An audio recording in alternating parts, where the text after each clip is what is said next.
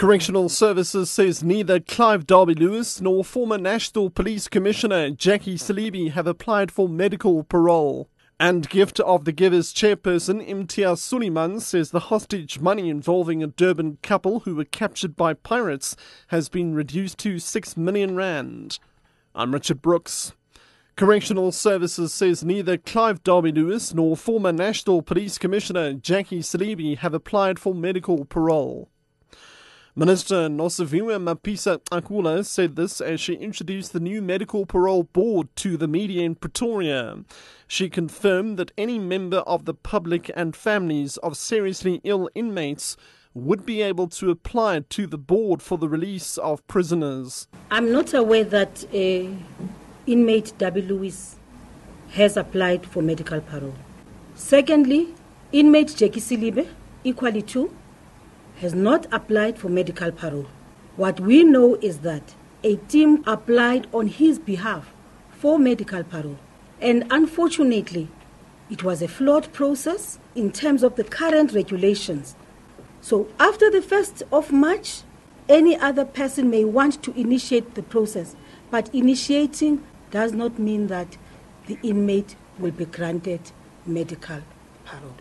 Gift of the Givers chairperson Imtiaz Suleiman says the hostage money involving a Durban couple who were captured by pirates has been reduced to 6 million rand. The organisation has been working as negotiators in the hostage drama involving Bruno Pellizzari and Deborah Carlitz. The couple were captured by pirates in October 2010 at the entrance to the Mozambique-Madagascar Channel. Suleiman says the problem with pirates is that you have to negotiate face to face. At the end of the day, you took them, you have to look after them, you have to feed them, but it's more about saving face and the fact that you've paid somebody else some money. We don't know how much they paid the other people. It's because of the forces coming. But although these are not military people, so they're not affected by the war, but they're affected by the fact that they are now holding people hostage against their will. So that is a problem. And of course, recently when the American troops went in and killed somebody and took the other hostages out, probably is making them very uneasy. They even said, we'll tell you where to put the money and we will tell you where you will find them. It's like everything possible trying to say, please take them, but we need some money. The Tshwane Metro says engineers are still working on fixing a sewage pipe that burst in the Henops River in Centurion following heavy rains. A bridge was also washed away during the floods. The city has urged the public to keep away from the river until it's declared safe.